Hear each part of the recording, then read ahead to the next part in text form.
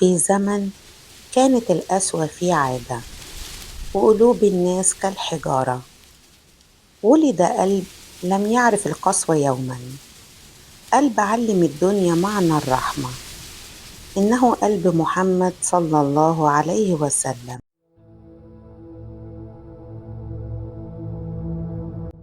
كان صلى الله عليه وسلم إذا رأى طفلا ابتسم له.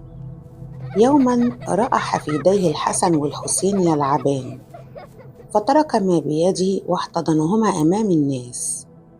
فتعجب أحد الصحابة وقال: تقبلونهما يا رسول الله؟ فقال صلى الله عليه وسلم: أو أملك أن نزع الله الرحمة من قلبك؟ كان صلى الله عليه وسلم يمشي مع أصحابه، فمر بجمل يبكي يئن من التعب، فاقترب منه ومسح على رأسه، ثم قال لصاحبه: اتقوا الله في هذه البهائم، فاركبوها صالحة ودعوها صالحة. حتى الحيوان وجد في النبي قلبا يحتضنه. يوم الطائف رموه بالحجارة حتى سال دمه الشريف، فرفع يديه وقال: اللهم اهد قومي فإنهم لا يعلمون. لم يدع عليهم بل دعا لهم. ده القلب اللي ما يعرفش القسوة.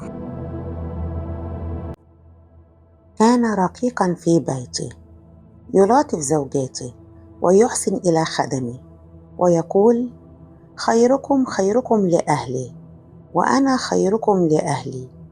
وكان إذا فقد أحد من أصحابه بكى عليه، لأن الرحمة في قلبه لم تعرف حدودا.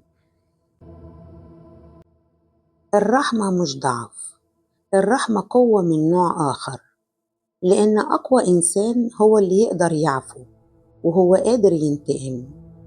وهكذا كان النبي صلى الله عليه وسلم رحمة للعالمين، قلب لا يعرف القسوة. النبي صلى الله عليه وسلم ما كانش بس رحيم مع أحبابه، كان رحيم حتى مع اللي أذاه، مع اللي كسر قلبه، مع اللي رفضوه وهاجموه. والنهاردة بعد كل اللي شفناه، هل لو النبي صلى الله عليه وسلم قابلنا يشوف في قلوبنا نفس الرحمة اللي كانت في قلبه؟ اكتبوا رأيكم في التعليقات، ومين آخر حد رحمته بصدق؟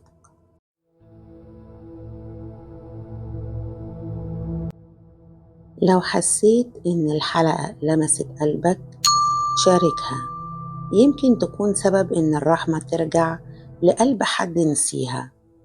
واشترك في قناة نور من مكة علشان نعيش مع نور النبي صلى الله عليه وسلم في كل موقف من حياتنا.